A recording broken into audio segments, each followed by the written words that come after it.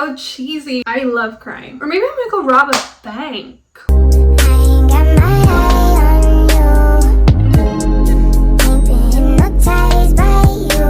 Hi, it's Diya. Welcome back to my channel. Today we're gonna do a little get ready with me Q&A version. I feel like I'm always posting videos that I'm not really talking in, and I feel like you guys don't really know me, so let's get to know me. I'm so old school. I literally wrote all my questions down. Let's get into it. The brows are done. I'm just priming with my e.l.f. primer. As always, everything that I use will be in my bio. I was actually born in Nepal. I actually moved here in Canada when I was like 10 years old, so my ethnicity is Nepali. I feel like this is really bright. I feel like that looks better, right? Anyways, I am 21 years old. Not me forgetting my age. I turned 22.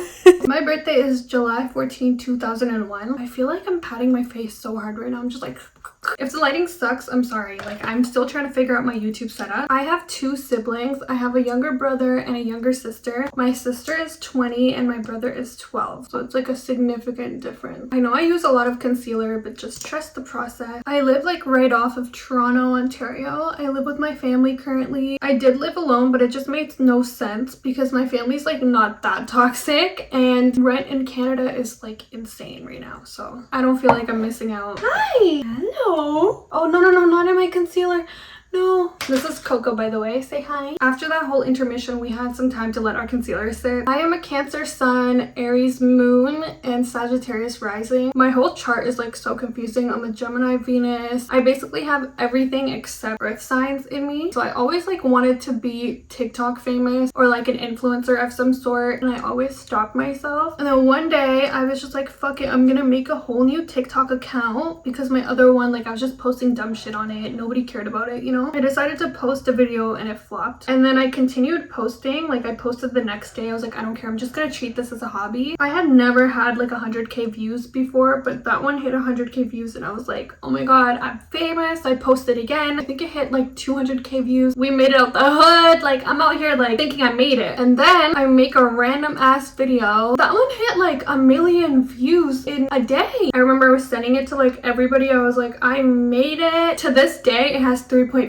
mil. But yeah, that's kind of how my TikTok career started. It was kind of accidental. So for those who don't know, I grew up in a little ass town, like the middle of nowhere, like super not diverse at all city. And it's not that bad, honestly, but growing up, I was bullied and shit. So I remember the first night I spent in Toronto, like knowing that I was living here, I was like, I was just like, I've made it. From when I was young, I told everybody, I am not living here. Y'all will catch me in Toronto. Like that was my biggest thing. Honestly, the culture difference was the biggest thing. Like I genuinely felt so ashamed of my culture. I didn't want to wear anything that was like brown people clothes. I didn't even like my food. I didn't like being brown. I didn't like smelling like my food.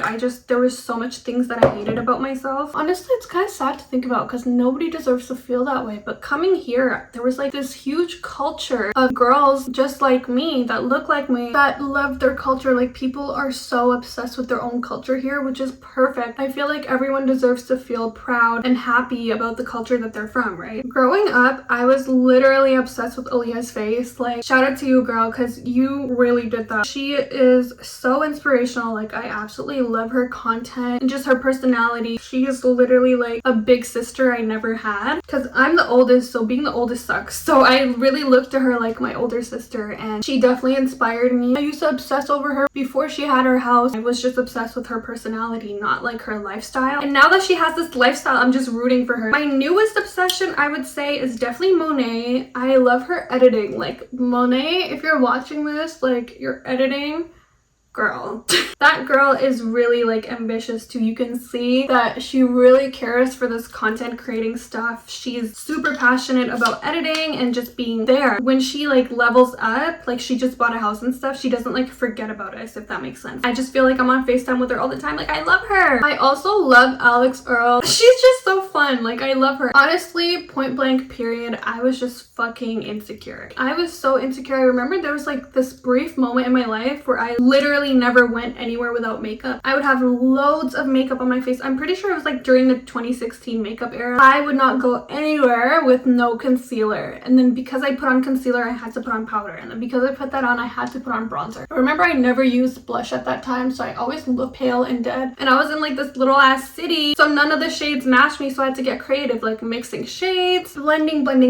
Like I had to make sure I knew how to make it look natural on my skin. I feel like today's makeup is not eating. Whatever, we're just gonna keep rolling. But yeah, that's basically how I got into makeup, and then I just fell in love with it somewhere along the way. I started gaining confidence, honestly, when I stopped looking for outside validation. I started doing shadow work, and that's kind of where my confidence came in. Honestly, the biggest way that I started looking at myself and how I look is like, this is how I look. I'm gonna wake up like this, whether I like it or not, so I might as well rock it. I might as well rock whatever body I have. And if I want to change something, like there's only two things that I can do. I can either get the fuck up, save money to go get plastic surgery to change it, or I can go hit the gym. Sitting there and sulking about how you look and being sad does absolutely nothing. That was like my way to gain confidence. And I know people are gonna be like, but you're already pretty and you wouldn't get it, like, trust me, you guys might think I'm pretty, but when I was growing up, ain't nobody thought I was pretty. People didn't like brown girl. People didn't like how I looked. I was super skinny. Growing up as a teenager, I was not the beauty standard where I grew up. So I feel like the hardest time in our lives is when we're teenagers. Attention matters so much. Like, I didn't get that at that time. I still know what it feels like to feel like shit about myself, you know? So just want to point that out, because I know a lot of people are gonna be like, but you're pretty, like you wouldn't get it. Like, trust me, I do. This is really funny, but laying in bed and doing nothing, that is my therapy. That is what I absolutely love and adore. If I'm sad, catch me in bed doing nothing. Like, I will watch a show or something in my room, on my bed, just dissociating from the world. That is my self-care and therapy until I kind of get over those strong feelings, and then I'll deal with my emotions. Grey's Anatomy is my comfort show for sure. The Charlotte Tilbury is just crazy. Like, the difference, I will never get over it. Aside from that, definitely like some sort of manifesting, journaling, saying some affirmations, and crying. I love crying. I'm gonna do One Size Pink powder today. My biggest achievement is definitely my TikTok career, getting brand deals and just being on TikTok. Like, I feel like I'm healing my inner child wound, because this is all I've wanted to do for so long, like since I was 13. I just always felt like it was too late. The fact that people actually care to watch me is my absolute biggest achievement ever. My biggest regret, which is really funny because it also has to do with TikTok, it's not starting TikTok or like social media early enough. I've always wanted to do YouTube. I've always wanted to get into the social media field, like Instagram, YouTube, something. And the fact that I always told myself it was too late for years while other people kept blowing up and making money from it, I should have just sucked it up and started it. I started YouTube a few times. I have some videos up from like before that y'all will never see because that shit is embarrassing, and I just was never consistent. Like, I would post one and that was it. I feel like I also never really took it seriously enough. My favorite makeup product is definitely blush. A baby pink blush will do it for me every single time. Like, that's all I need for the rest of my life.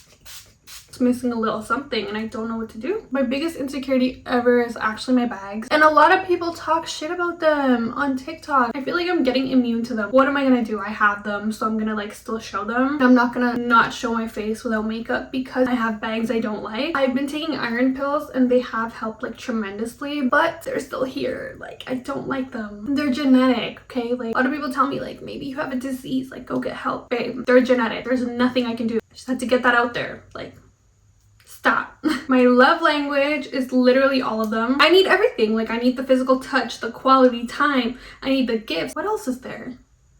Words of affirmation, acts of service. I need everything. Like, what do you mean I have to pick like one or two? Like, give me it all. Anytime anyone asks me, I'm just like, do it all. I don't think I'm gonna do a lip liner anymore. Like, my lips kind of look plumped anyway, so I think I'm just gonna do this.